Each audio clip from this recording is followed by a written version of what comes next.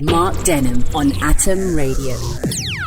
Hello, welcome to episode 49 of the Best Bits of Atom Radio Drive Time on the podcast.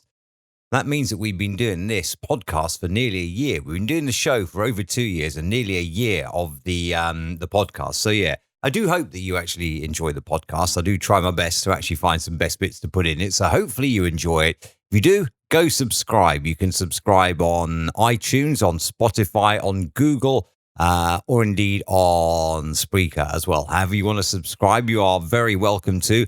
On the Best Bits of Drive... Oh, by the way, I am Mark Denham. I just thought I'd mention that from Atom Radio's Drive Time. Just in case you didn't work it out, you can catch me Monday to Friday, 3 until 7. On the podcast this week, the best bits include not being recognised correctly. That's annoying. Really is. TripAdvisor. I don't know whether these were done as a joke or done to be taken seriously by people who just don't get what they're doing. But yet, TripAdvisor is on there. Good reasons why not to text your ex. And they are good, trust me. Not a good e-fit. Although somebody recognised the man from it as well. A PPI scam also on there. Lost in translation. And this makes no sense at all to me. And how should we measure our pay? Yeah, you see, don't worry about pounds per hour. I have an alternative scale that may help you measure your pay. All that and more, settle back. It is the Best Bits of Atom Radio's Drive Time, episode number 49. Atom Radio, ooh yeah, playing the music you want to hear. Mark Denham.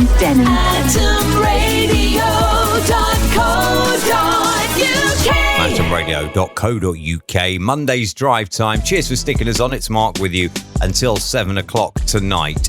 You know when you do something of achievement and it gets noted, but it gets noted wrong, all right? Annoying, isn't it? Gets noted wrong. Sue Barker, the tennis player who now works for the BBC as a tennis presenter and commentator, she won in 1976 the French Open. Turns out this weekend when the French Open was held that Sue Barker has been put down as Australian and not British. So that's a little bit annoying. And then Mima Josevich, whose name has been respelled on the trophy as Josevich, hers is wrong as well. The French Open organisers have said the mistakes will be fixed. And that's all right, I suppose. If the mistakes are going to be fixed, you can just re-engrave them. You know when you go to school and you get a yearbook from your year at school and you get as you're leaving? Well, my friend Richard Brown, his yearbook has him noted as Richard Bown. So there's no R in Brown. All right. Now, if that was me, I would have demanded a copy with my name spelt right, if that was me. But, he has now got a school leaver's yearbook with his own name spelt wrong, which is a bit unfair, isn't it? Perhaps not quite as easy to fix as re-engraving a little plaque thing on a trophy. But no, he's been to school, he's done the hard yards at school, he's got his exams. Surely they should print him a book with his own name on it, actually spelt right. That'd be nice, wouldn't it? Drive Time with Mark Denham. These empty nester photo shoots, not necessarily them, but like kids of today, we all have, don't we, smartphones with us. And we take a load of photos. You just need to look at Facebook, Twitter, or Instagram now. And I'm just thinking, when I was a kid, if you did something, your parents would be like, oh, hold on, let me get the camera. And you had to go and get the camera. And then, you take the photo down to your local, wherever, your photo shop, your chemist, whatever, and have them developed. You'd be like, oh, it hasn't come out. It's not in focus. But nowadays, though, we live, don't we, with smartphones always by our side or in our pocket or in our hand. And children of today are going to grow up, aren't they, to absolutely hate their parents when they look back on Facebook and they're like, why have you put this up? Why would you think that was cool to put that up? I mean, you imagine, the photos you're going to have to share in front of the first boyfriend or girlfriend that your son or daughter brings home, whereas years ago you'd have a couple of posed for baby photos because you had to go and get the camera. Nowadays, it's just going to be here, look at this, look what he did when he was 6 months old, and look what she did when she was 2 days old, and that's going to be so embarrassing, isn't it? But the thing is, imagine you'll be able to then get your own back on your children in the future. So what goes around comes around. Drive Time with Mark Denham. Hello, afternoon. It is Mark with you on the big drive home, and we're going to look at these TripAdvisor ratings as well. Now, these are famous tourist attractions in the UK, and they have been reviewed on TripAdvisor. I'm guessing people have attempted to do them with seriousness, but just the irony of it is amazing. Stonehenge reviewed as just a few rocks. I was disgusted to find this was just a few rocks to look at and nothing to do. They should knock it down and build an arcade or a fun fair. Don't waste your time. What a silly place. Big Ben, possibly the most famous, well, it's actually the bell that is Big Ben, but possibly the most famous clock attraction in the world. It's just a big clock. I don't understand all the hype with this clock. It literally is just a clock. It's going to be a digital one in 30 years anyway. Well, Big Ben isn't actually the clock, though, is it? It's the bell. Edinburgh Castle, nothing special, just a castle. A big castle with many collections and nothing special or unusual. Not excited, not even by the view. The Angel of the North, reviewed as boring. Just a lump of metal in the ground next to a motorway. Keep going. Kew Gardens, bad. This gardens can be very boring and is definitely not, or defiantly even, as it says here, is defiantly not for everyone. It's very large, many plants, and when you go on a warm day and you go in the greenhouses, it's boiling. Or you don't say. The London Eye, woohoo! Not good at all. To be honest, I feel it's just an enlarged Ferris wheel which is given too much publicity. Many O's on the two. Warwick Castle is described as a Disneyland wannabe, except that at Disneyland, one price covers all. Here you have to pay for parking, pay to get inside, and then pay again for additional attractions. If you enjoy actors in cheap costuming, with more flair than theatrics than real history, then this place will appeal to you. Abbey Road, you know, the front page of the Beatles album. Risked my life. I risked my life for a stupid picture. I need to ask another person to risk their life to take a picture of my family. Oh, all right. I don't think you got the significance. The Roman Baths, yawn. As a young adult, I found this very boring, as it was directed towards the older generation, but I say it's overpriced and boring. Arthur's Seat is misleading. Not a chair in sight, had to sit on the grass and was left with an unsightly wet patch even. So it looked like I had soiled myself. There are more of these. I'll do them for you in a little while. Drive Time with Mark Denham. 12 to 6 o'clock, these TripAdvisor reviews. Chester Zoo, where obviously there you would expect animals. Where are the animals? Chester Zoo. It's rather a mystery why so many consider it a great day out. Most of the animals are hidden in the long grass or other foliage, if they exist at all. That's just like animals trying to be natural, isn't it? Giant's Causeway, just reviewed as a lot of rocks. The National Gallery, just a collection of pictures. Although the pictures are very famous, if you go to London, don't visit the National Gallery. This one I absolutely love. Ben Nevis, very steep and too high. The Eden Project, what is the point? Windsor Castle, boring. Just a load of rooms with big paintings in them. Every room was basically the same. I love TripAdvisor. You see some great reviews on there. But then can you imagine actually going to one of these attractions and thinking, yeah, do you know what? I'm going to write one of those and hope somebody takes it seriously. Mark Denham. AtomRadio.co.uk. Thousands of cyclists took part in a naked bike ride aimed at celebrating the human body and campaigning against dependency on cars. I thought for a minute that was going to say against dependency on clothes, but no.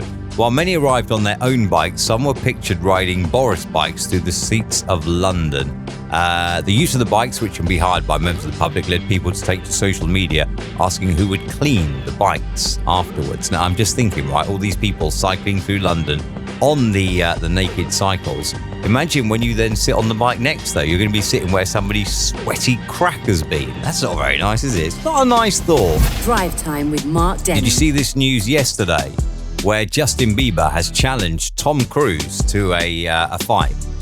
He wants to have a fight in the octagon with Tom Cruise. I think this must be a publicity stunt. Perhaps Biebs is just trying to drum up a bit of publicity for himself. Where's your money, though? If this was to happen, where would your money be? Are you going for a Bieber win, a Cruise win, or are you going for a draw? Where would your money be? I genuinely don't know. I'm thinking, if I'm honest, my money would be on the slightly older Tom Cruise rather than Justin Bieber. I may be wrong, and perhaps the believers are saying, "You idiot, you got it wrong." I don't know. Where's your money? Tom Cruise or Justin Bieber? Drive Time with Mark Denham. Atom Radio, online radio streaming from Slough in the United Kingdom, playing the music you want to hear. Ed Sheeran, Chance the Rapper, just part of that. And cross me, I'm still amazed at Chance the Rapper. I really am. Like having to put your occupation in your name. That is absolutely brilliant. Drive time with Mark Denham. Cheers for sticking us on today. These texts then that tell you why you should never text your ex. Message comes in, "You don't love me anymore." Reply goes out, "That's not true. I never loved you." Whoa, savage. Another one has text, "Babe, I miss you." And a picture has come back of it's a lady who sent herself back just wearing her bra and knickers. And the reply then from the ex, the boyfriend, is, "Oh, I knew you missed me too." And she replies, "Nope, just showing you what you're missing out on. Joey's coming over tonight." Yeah. Hey, do you still have my hoodie? Hoodie? The black one. Black. The one I let you borrow. Borrow? Yes. You're so annoying. Annoying? All right, yeah. It's good. Do you know what? Not to an ex, but I once did that to someone that texts me. I literally, everything they text me, I just copied and forwarded it straight back. And it took them a few messages to realize what I was doing. Someone else has then texted, "I called," to which the reply has come, "I watched it ring." Mark Denham. AtomRadio.co.uk. The row has erupted online over Britain's least popular foods. This has sparked a heated Twitter debate. Scott's eggs and haggis have been voted the UK's least popular foods, sparking this debate. The poll, which analysed the response of 6,367 British adults, found that just 50 to 59% of the country ranked the aforementioned dishes as their most favourite foods. Among the lowest rated savoury, jellied eels, Wales's lava bread, Scotland's faggots, and haggis. The findings will have angered several social media users, with some championing Scotch eggs and haggis as some of the best British delicacies. Do you know what? Just get the fish and chips, get the batter and all that. Drive Time with Mark Denham. Thursday, the 13th of June, better than Friday the 13th. So I mentioned Ryan Cook, who police have thanked. Ryan Cook is a 10-year-old who goes to school in Leamington.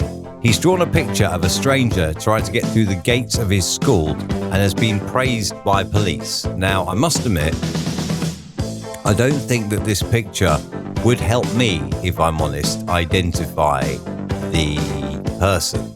I know that he's 10, but he has got a special certificate of special thanks. Well done. He told his mum and dad what the stranger had said to him and that he'd been trying to get inside the Leamington Riverside private school. His parents immediately contacted the police, who asked the boy to try and draw a picture. He drew a bald man without a beard, wearing, and pointed out the man was wearing a jacket, pants and shoes. Well, that's helpful. Most people would be wearing at least pants, I suppose, if you're American, and shoes, and a jacket. But what he's basically drawn is he's drawn like a long, like hot dog type shape, with a couple of wings coming out as arms, and his legs look like a seat. And then he's written, he was bald, jacket, pants, shozzies, which I guess are shoes. So well done, Ryan. There we are. Right. If the BBC were to bring back Crime Watch, you can just imagine, can't you? That'd be top marks. That would. travelnews@atomradio.co.uk. Drive time with Mark Denham. Now, in the UK, you know, if you've got PPI, Payment Protection Insurance, which is basically supposed to pay off your loan, your credit card or whatever, if your employment status or whatever changes, okay? And a lot of people are now getting refunds on those because they claim that they were falsely sold them. I mean, like, I don't get it. If you haven't claimed, you could just say, well, I was falsely sold it. I never wanted it. I was falsely sold it in the first place. If you haven't claimed, I guess if you have claimed, then it's a bit hard to say, well, I didn't really want it. I've made use of it, but I didn't want it. Anyway, there is a link here which says that a certain bank is paying out £9 billion in customer refunds. Click here to look up your name and see if you are entitled So I thought, well, just for fun, let's see what happens. Let's see what happens. All right. So I've just made up a name. All right. I'm going to be honest. I'm not going to go into who or what. I've just made up a name. At first, I thought I was going to use my name. I thought, no, it's probably some marketing scam, isn't it, to get your name? So I won't do that. So I've just made up a name. And funny enough, straight away, it comes up, you may be entitled to a substantial amount of money. Click here to proceed. So I thought, all right, let's just see. So I made up another name, this one a female name. Exactly the same thing. You may be entitled to reclaim a substantial amount of money. So I thought it doesn't really matter what name you put in there, does it? You may be entitled to reclaim money. Doesn't really matter. I mean, these are just completely made up names. So there you are. If you have got PPI and you're thinking, oh yeah, do you know what? I'll have some of that back. Well, maybe you will. Maybe you won't. Mark Denham. AtomRadio.co.uk. Now, we've all heard the phrase that the customer is always right, and for those working in catering, it's taken as gospel to ensure the best service. Sometimes you really want to tell them they are wrong, and that's exactly what a Spanish waitress did in a particularly creative way. The worker decided to charge her annoying customer an extra €10, around £8.88 for their hassle. Underneath the round of drinks, the waitress added the charge for touching my testicles, a Spanish phrase meaning the person had been persistently annoying. I'm just wondering though, if this is a waitress, how does she have her testicles touched? Is there something we don't know here? What is going on? What happens in Spain? Drive Time with Mark Denham. Mark with you, streaming from Slough in the United Kingdom. I saw earlier today something about the minimum wage. Now, this is supposed to ensure that you have a fair standard of living, right? And when you work it out like this, it doesn't work. Okay, it just doesn't work. So let me have a little look, and I will just go through this with you. Right? Okay. So the minimum wage, as measured on a slightly different scale. All right. So in 1999, the minimum wage was £3.60 an hour. A Freddo bar was 5p. This means that for every hour you worked, you could buy 72 Freddo bars, right? The minimum wage now is £7.50 an hour. Freddos are 25 pence, meaning you can only buy 30 Freddos for every hour that you work. Therefore, the minimum wage should be £18, so you can still buy 72 Freddos. And you know what? That's obviously a joke, but it's fair, though, isn't it? Because if you think about it, right, if you could buy 72 Freddos for every hour you worked in 1999, but you could only buy 30 now, it's not just that, though, is it? Petrol, clothes, shoes, all right, clothes, shoes, for example, you've got discount shops and that now, but, petrol, you don't get, Primark petrol, do you? Which is, much cheaper. No. So therefore, I think, we should use the Freddo scale, and you should be able to buy your 72 bars for every hour you work. That's what I want to see it now on a job application. I want to see it, blah, blah is recruiting for the position of blah, blah. Obviously, if you are doing the Tory leadership contest, if you do have a prior problem with cocaine, no need to disclose it if you're doing the Tory leadership contest. But, salary will be in 72 Freddo bars per hour. Drive time with Mark Denham. If you can detect worry in my voice, right, I've noticed that the Freddo bar scale it would work brilliantly. It really would, because if you work it out, right, Freddo bars, let me work this out. Hang on. Right, I'm going to just work this out very quickly, because what I've done also is I have got another calculation here. And so a Freddo bar is 5p in 1999, and it's 25p now, right? So, yeah. All right, so I've done this properly now. Minimum wage in 1999, £3.60. Minimum wage 2019, £7.83. So therefore, in order to buy, let me see, 72, hang on,